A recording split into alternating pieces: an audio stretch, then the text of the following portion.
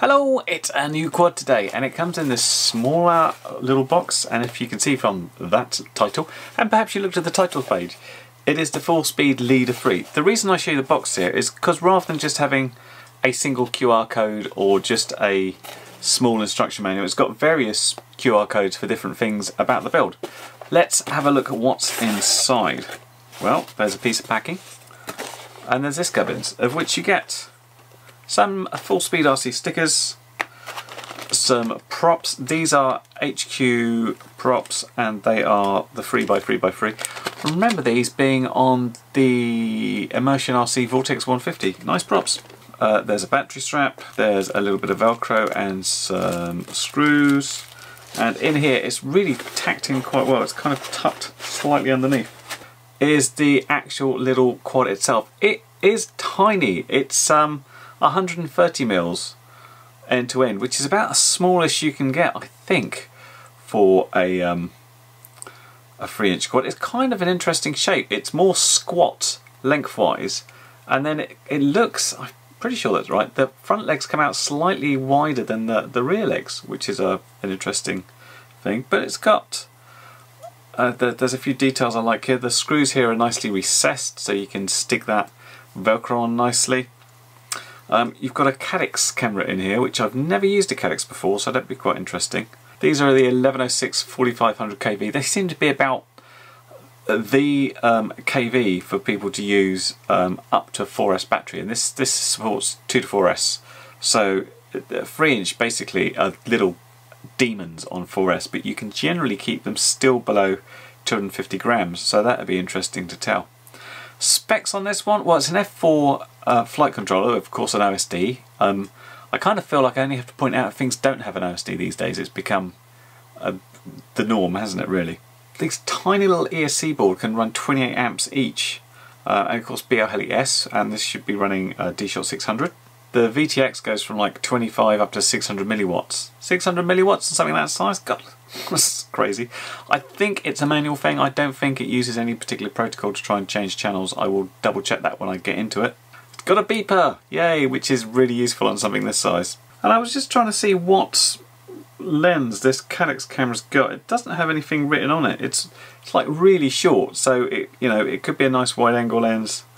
I'd imagine something like a 2.3 or 2.1. I'll see if I can find out. I can't see it in a spec anywhere, but you know. Anyway, this is a plug and fly model, so I'll be needing to put something like a little XM Plus. It's got enough room just to sit on there. Yeah, let's get this configured up and get onto Betaflight and see what needs doing. Okay, so let's talk about the Betaflight setup. And in this situation, I've done one or two little things, but not much. Still some stuff to finish off. So ports wise, it's set up for serial RX on UART1, and don't make the mistake I did and solder it all to the top, because that's the non-inverted S-bus signal.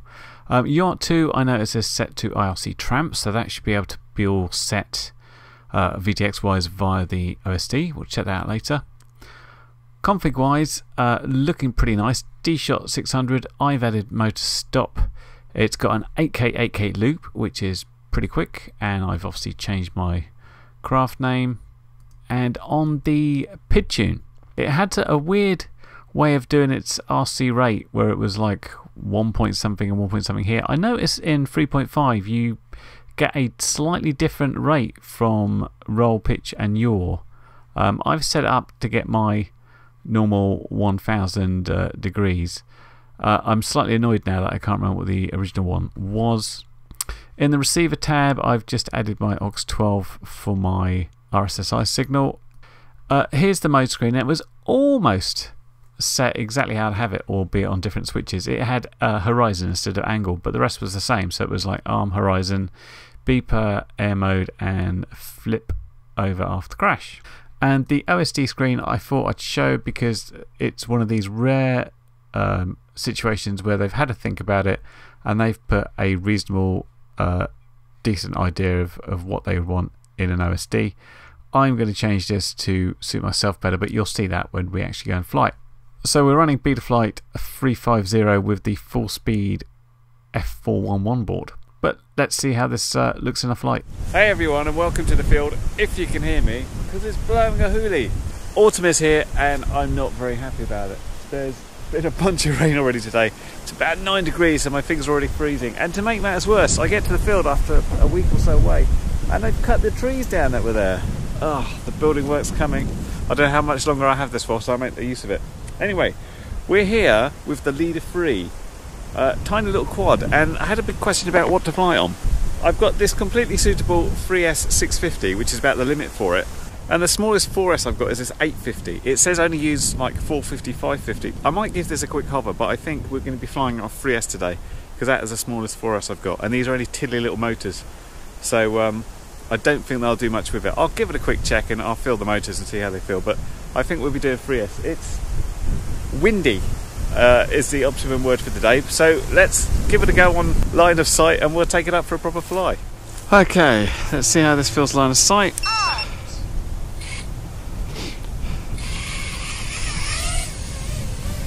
Oh, feels like there's plenty of power in that little 3S.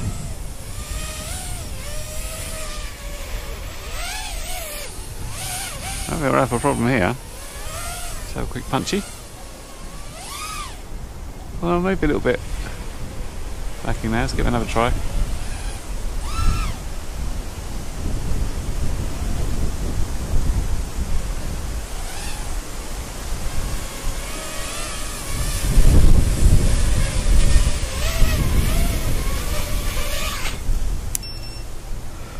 Alrighty, let's get the goggles on. Okay, we're up and in the air for the maiden, and as you can see with my battery being slightly down, this is the same battery I used just for the quick line of sight test. Hasn't reduced it too much, and so this is with the little 650 milliamp 3S. And I was going into it thinking, you know, if this thing runs 4S, what's it going to be like on 3S? Is it going to be a bit lackluster? And in truth, it was pretty damn good. First thing I noticed out of the bat is it feels very locked in. It feels very smooth, and I noticed just going into like a quick roll and stuff, when you do the roll and you sort of just come off the stick as you come out, it nicely slows down really smoothly. And don't forget, this is a very light quad on a pretty windy day, and it's really handling this wind very well. And I went back and I put the quad on the scales just to see exactly how light it was, because of course we all try and get under that 250 grams, and this is way under. Just the quad itself weighs 94 grams, and with that 650 milliamp hour 3S battery it weighs just 162 grams. Now with that far too big 850 milliamp 4S battery, that comes in as 202 grams, so even with a stupidly big battery, you're way under that magic 250 mark.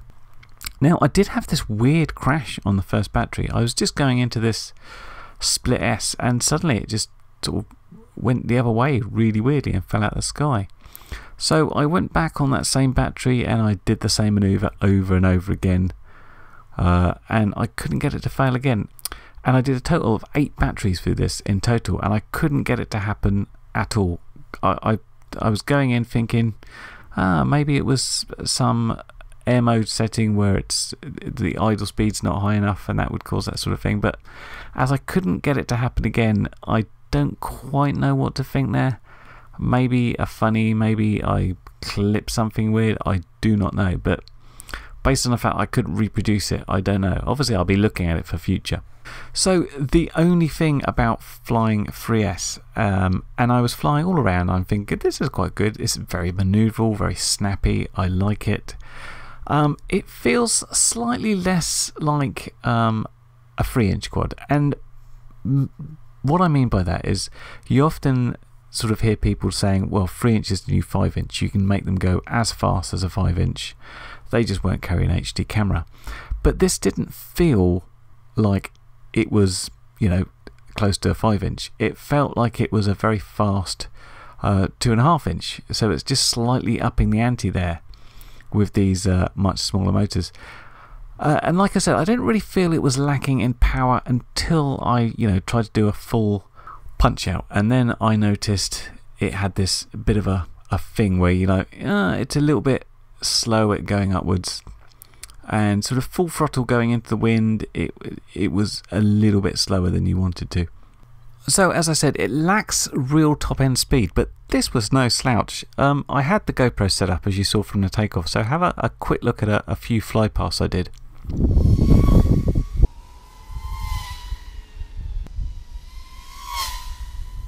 And you see this little thing screams along at quite a pace. VTX quality, pretty good. Probably let down a little bit by that little stubby dipole we had, especially going into sort of the corner of the field. I used the tramp protocol to up the power to 200 milliwatts. Didn't really help going into the corner too much, but generally speaking, around the field here, everything else was a pretty good picture, so can't really complain there. So it felt lovely and light with that 3S, but as I had those 4 854Ss, I wasn't going to not try them out and not. I don't like taking batteries with full charge in them, because then I just have to put them back to storage and it feels like a complete waste. So fly them I did, and you know, it felt okay. You could tell it was too heavy for it, not based on the flying characteristics, but I could see how much power was being consumed from the batteries, and that says to me that these motors are having to work very hard to carry this big battery and get some speed out of it, because really I was only getting about 2 minutes out of an 854S pack and sort of nearer 3 minutes on the 3S, and that says to me I am drawing way too much power out of this battery to keep it in the air. But the extra weight was actually quite useful in this wind, because it was managing to smooth things out quite nicely. Now what I'd normally do in this field is sort of show going around the trees and having some fun going in and out, but they've cut them all down. What a pain! This field has become very, very dull indeed. I still got 8 batteries of course, but I was mainly just sort of flying around the outer bits, because there's less things to sort of mess around with in the middle, unfortunately. But I was still able to test the quad's manoeuvrability and see how it handled going through sort of tight turns and getting under trees and things like that. And this was very nice. It's very easy to fly. It's smooth out the box, which is what I always like. I didn't have to twiddle with anything aside from that Super 8, which I did initially there. Camera wise, this is the first Caddx I've seen. I think this is a 1.3mm lens, and it seems to handle quite well. There were some places where it didn't handle as well. The dappled light when I'm coming back through the shadow of the trees towards myself was tricky, and that's because the sun's very low, sort of shining through the shadows. I think most cameras would probably struggle quite a bit there, but overall I was quite impressed with the camera, quite happy with it. It did a fine job. The only thing with the default camera position, and of course you could move it, is it's quite an aggressive up tilt, so I couldn't come in from a sort of normal smooth landing. So my tactic here was to sort of come in, do a sharp turn and then drop as I sort of lost all that speed from it. And that's about it really. It's a fun little flyer. It's nice and nippy, it's agile. It just doesn't have the raw power of some of the larger and heavier 3-inch builds you'll find there. Well, that flew really quite nicely, I think. It's quite interesting because sometimes we talk about 3-inch being like the new 5-inch, the same sort of power and speed, but just shrunk down and much lighter. This is kind of different. This is a 3-inch that's kind of just stepping up slightly from the 2-inch and 2.5-inch. And if we compare this to like a more powerful heavy setup, this is the JEP-RC Sparrow. You just have a look at the comparison between the motors there. These are absolutely giant, the 1408s on the JEP-RC compared to the little 1106s on here, and the weight of this, you can just get it in at 250 grams with that 4S battery. But it is a lot more powerful and a lot faster, and the props the picture. So this kind of fills a space where if you've been sort of flying the 2-inch, 2.5 and you want a little bit more, but you want to still keep that manoeuvrability and be able to sort of dodge in and out very easily, then this fills the gap quite nicely. And I was saying it flies really nicely on that 3S 650.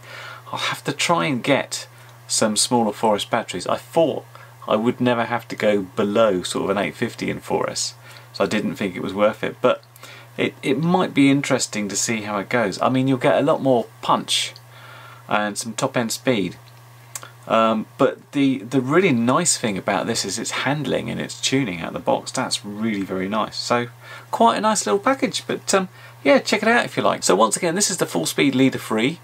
This was kindly supplied by Gearbest for review, so thanks to them. And if you want to check it out, of course, I'll have links down below and you can have a look at the product page there. But I hope that's been helpful and I'll see you in the next video. Bye for now. Well, you've made it to the end of the video, so thanks once again for watching.